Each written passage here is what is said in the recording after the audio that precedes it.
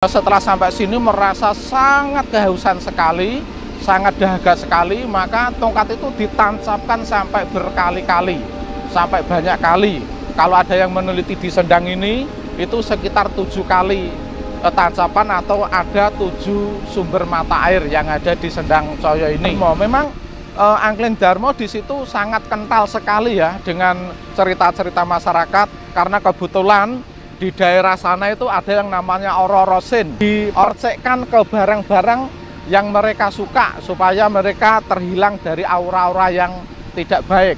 Jadi sebenarnya bukan awet muda saja.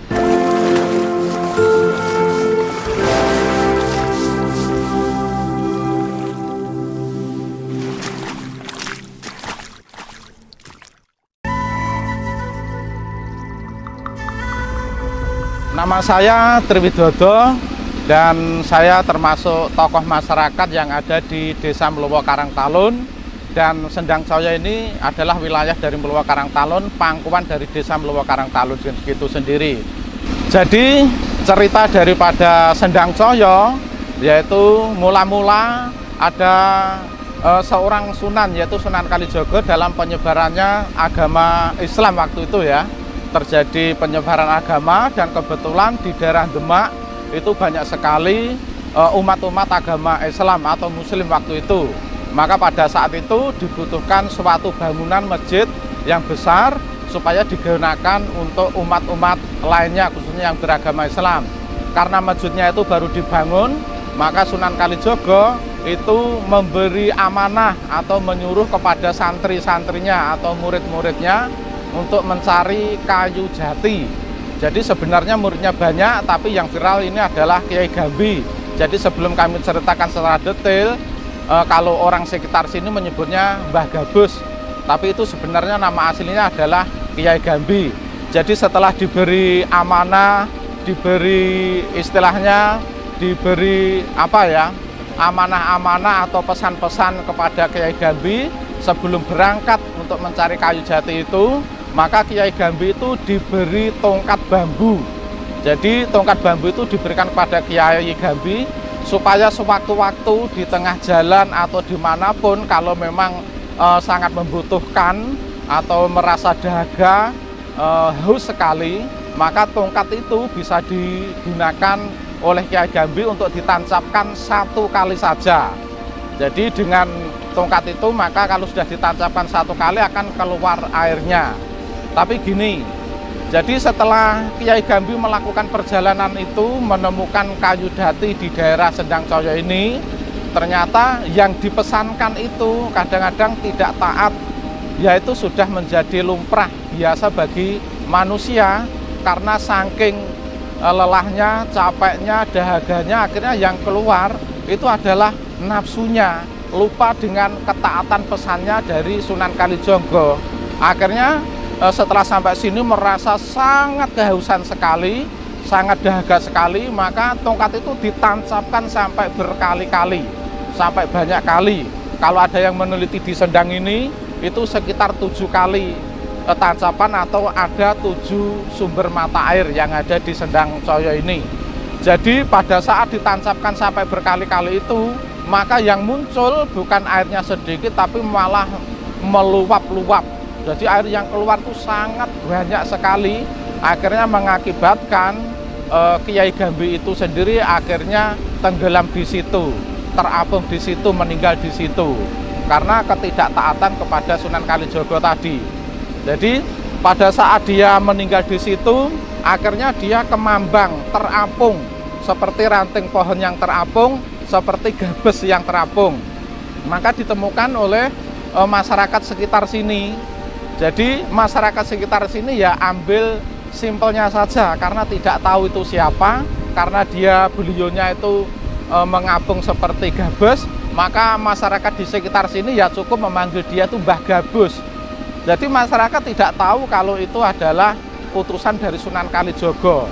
Maka setelah diketahui, maka Mbah Gabus yang menjadi sebutan masyarakat sekitar sini akhirnya dikuburkan dekat sendangnya itu, di atas sendangnya itu.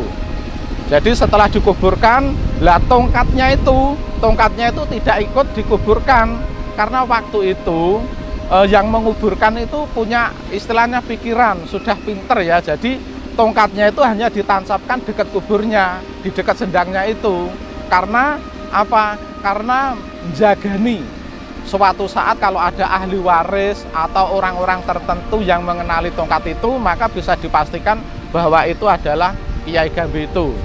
Jadi setelah ditunggu lama sekali Kiai Gambi itu tidak datang, maka Sunan Kalijogo bersama murid-muridnya akhirnya mencari Kiai Gambi itu. Jadi setelah lama dicari, akhirnya ketemulah di Sendang Coyo ini. Tapi untuk masyarakat sekitar, bahwa Kiai Gambi itu sudah terlanjur dikubur.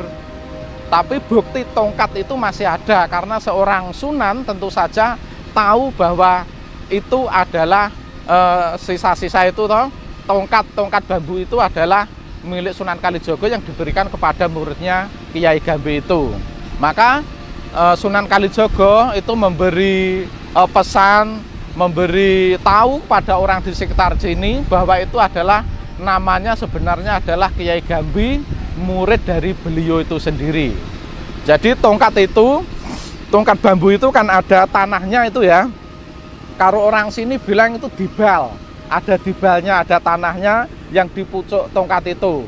Nah itu akhirnya dibuang, dilempar oleh Sunan Kalijogo ke tengah hutan sana. Jadi sampai sekarang tongkat bambu yang dilempar itu tumbuh bambu banyak sekali.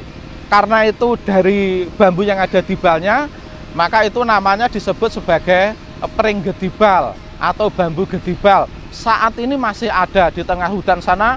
Kalau mau dilihat, mau riset bisa di sana. Jadi masih banyak sekali tumbuh bambu di sana. Tapi waktu itu memang Sunan Kalijogo sudah pesan kepada orang-orang atau masyarakat di sekitar sini, kalau memang membutuhkan bambu itu bisa ambil, tidak bayar, gratis, dengan syarat cuma satu, yaitu nanti kalau sudah dipakai, entah itu dipakai untuk kandang, untuk rumah, untuk apa saja, kalau sudah tidak berguna, sudah lapuk, sudah usang, itu harus dikembalikan lagi ke tempatnya dulu.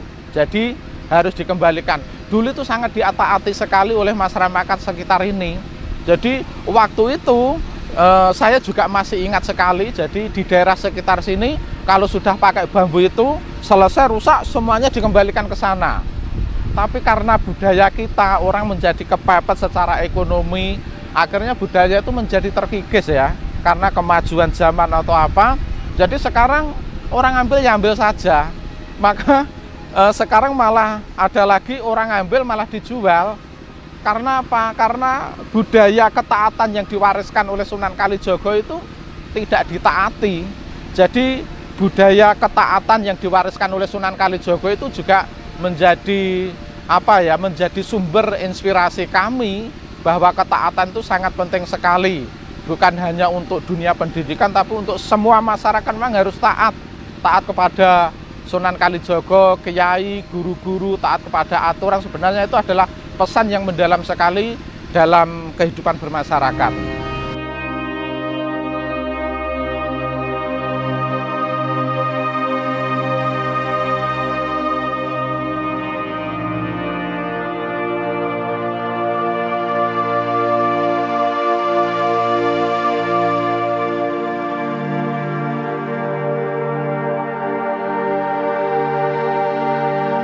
Asal-usul nama Sendang Coyo. Jadi pada saat ditemukan oleh masyarakat sekitar dan kebetulan Kiai Gambi itu juga di situ, meninggal di situ, ada Sunan Kalijogo yang ke situ, itu dilihat oleh masyarakat sekitar, itu air yang membual, air yang keluar itu sangat jernih, sangat bagus sekali, seperti kaca, seperti bercahaya, seperti ada suatu kemuliaan. Maka orang sini karena itu bercahaya, ada cahyonya, maka orang sini menyebut itu adalah Sendang Coyo.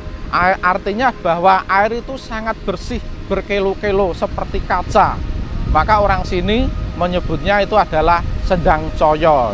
Bisa saja ini dikatakan cerita turun-temurun, tapi kalau tidak ada riset ke masyarakat, kadang-kadang terjadi suatu perbedaan. Contohnya, masyarakat sekitar sini rata-rata orang tidak kenal dengan Kiai Gambi, taunya Mbah Gabus.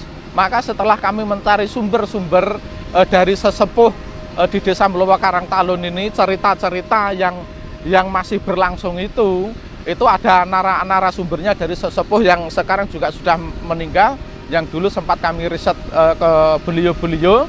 Jadi ini ada sumbernya ya turun-temurun dari nenek moyang kita. Cuma rata-rata memang banyak sekali yang belum mengerti bahwa Mbah Gabus itu nama aslinya adalah Kiai Gambi. Tapi karena ada sumber-sumber gini, maka sebagian masyarakat sudah mengenal. Oh, ternyata Mbah Gabus itu adalah sebutan dari masyarakat sekitar.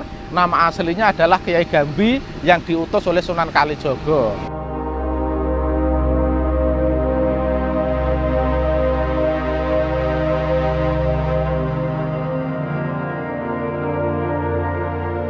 Kalau cerita Mbah Gabus, Kiai Gambi atau Sendang Soyo itu dikaitkan dengan cerita Angling Darmo, sebenarnya itu nggak ada kaitannya ya, karena sudah beda periodenya. Angling Darmo itu malah datangnya sudah duluan, masanya atau zamannya kerajaan. Jadi penyebaran agama Islam mungkin belum sampai di sini, tapi kita lumrah menyadari. Karena apa? Karena dia di desa ini terjadi dua cerita. Yang satu cerita tentang Angling Darmo, yang satu cerita istilah tentang Sunan Kalijogo Sendang Soyo ini. Jadi kalau kita dilihat struktur desanya, jadi mulai dari Dukuh Coran sampai ke sini itu memang dari Sunan Kalijogo itu Sendang Soyo. Tapi mulai dari Coran ke sana, wilayah tengah ke arah timur sana, itu sudah cerita Angling Darmo. Memang Angling Darmo di situ sangat kental sekali ya dengan cerita-cerita masyarakat, karena kebetulan di daerah sana itu ada yang namanya Ororosin. Ororosin itu adalah taman sarinya istrinya Sendang Soyo, taman sarinya Dewi Setiawati. Sebelum bunuh diri, itu taman sari itu adalah taman sarinya Dewi Setiawati. Maka di daerah Mlowo Karangtalun itu memang sangat kental sekali juga dengan cerita Angling Darmo. Di sana ada kerajaannya untuk berperang, untuk latihan perang. Ada yang namanya Karangtalun. Kebetulan duku saya itu dulu katanya riwayatnya itu adalah keraton. Ada yang Asem Bantur, ada Sentono Dalem, semuanya ada semuanya. Kadang-kadang kadang-kadang saya teliti itu karakternya memang kadang-kadang juga beda ya. Daerah kerajaan, daerah Karangtalun itu rata-rata banyak pegawainya, banyak guru-gurunya, banyak pegawai-pegawai pemerintah. Padahal itu dulu, guru-guru itu dulu asalnya dari dukuh lain, tapi ternyata akhirnya pindah ke situ gitu loh. Tapi yang di daerah kerajaan itu kadang-kadang karakternya memang masih keras ya, bisa dilihat suka bertempur itu ya, semangat gitu. Beda yang di daerah Karangtalun itu karakternya beda. Memang itu melekat, tapi lumrah nggak apa-apa. Karena satu desa ada dua cerita. Jadi kalau orang nggak paham memang kadang-kadang dihubung-hubungkan, ada tumpang tindih. Tapi sebenarnya nggak ada hubungan sama sekali karena periodenya pun sudah berbeda.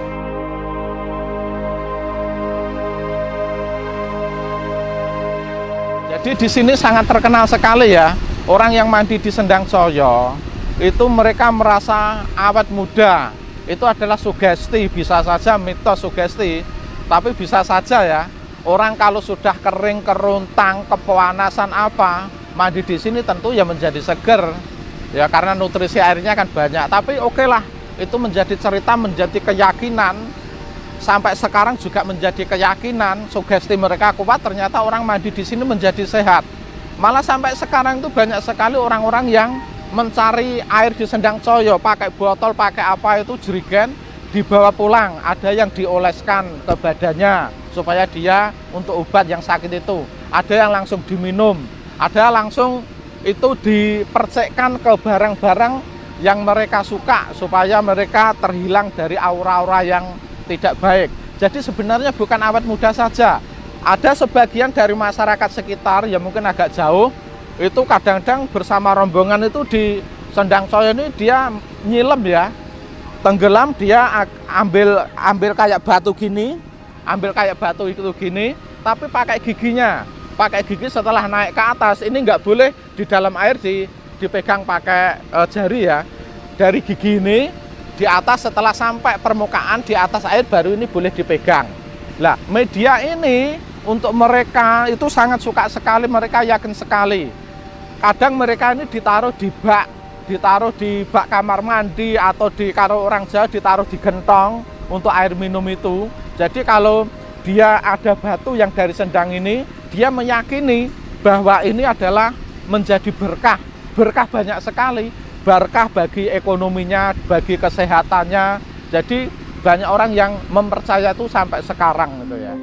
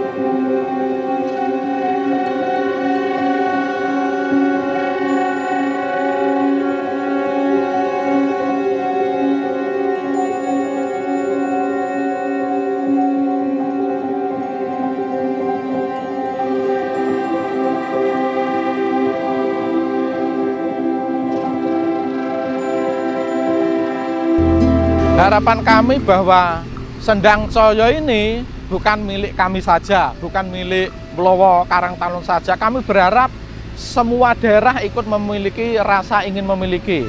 Karena kalau orang itu punya rasa ingin memiliki, maka dia akan ikut menjaga Sendang Coyo ini dengan baik. Mereka taat dengan peraturan, taat dengan adat budaya yang sampai saat ini setiap malam Jumat Legi tanggal 1 Suro tetap dilakukan ritual-ritual. Jadi budaya itu supaya bisa dijaga oleh masyarakat umum.